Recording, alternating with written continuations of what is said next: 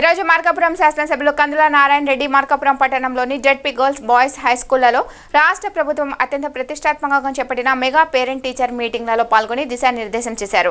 ఈ సందర్భంగా మాట్లాడుతూ విద్యార్థులు, తల్లిదండ్రులు, ఉపాధ్యాయుల ఆత్మీయ సమ్మేళనం కార్యక్రమం యువ నాయకుడు రాష్ట్ర మంత్రి నారా లోకేష్ ఆలోచన అని, తాను చిన్నప్పుడు మార్కాపురం పట్టణంలోని బాలుర ఉన్నత పాఠశాలలోనే చదివానని, ఈ పాఠశాల నుండి ఎంతో మంది ఐఏఎస్, ఐపీఎస్లు, బ్యాంకు మేనేజర్లు, ఇంజనీర్లు, డాక్టర్లు అయ్యారని గుర్తు చేశారు.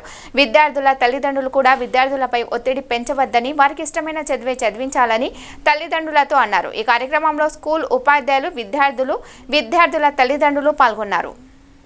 మన అందరం కొద్దిగా కష్టం అనిపించినా, కొద్దిగా ఇబ్బంది అనిపించినా వాటిలలో కొద్దిగా సర్దుకొని మన ఊరు, మన ప్రాంతము, మన యొక్క గ్రామం అని ప్రతి ఒక్కరి మనసులో పెట్టుకొని, ప్రతి ఒక్కరి మంచి చెడు గురించి ఆలోచన చేసుకుని, ప్రతి ఒక్కరు కూడా ఒక మంచి మార్గంలో పోయే విధంగా మనము ఒక మార్గదర్శకులుగా ఉందామని మీ అందరికీ సవివరంగా మనవి చేసుకుంటూ, ఈ ప్రభుత్వం మీ ప్రభుత్వం, మీకోసం ఏదైనా చేసేదానికి సిద్ధంగా ఉన్న ప్రభుత్వం, మీకోసం ఆఫీసులు కష్టపడి ఏ పైన సాధించి పెట్టేదానికి సిద్ధంగా ఉన్నటువంటి ప్రభుత్వం.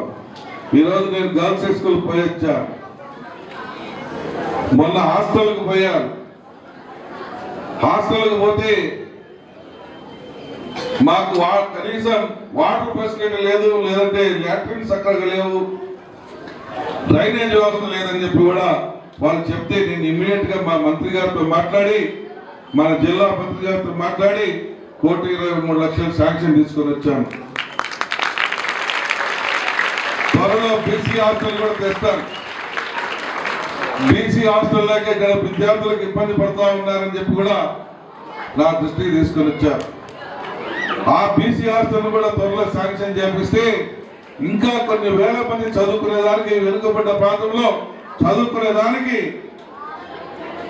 మన యొక్క యువత ముందుకు వస్తుందని చెప్పి ఈ సందర్భంగా మనవి చేస్తూ, యువతను పెడదోన పెట్టేటువంటి మార్గాల్ని వ్యతిరేకిద్దాం.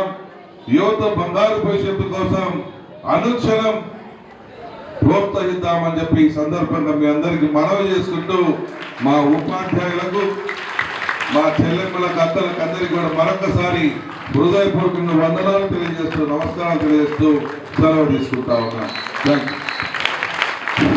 కానీ గతంలో కోరుకుంటున్నా ఇచ్చేవారు మాకు. ఈరోజు ఆ పరిస్థితి లేదు.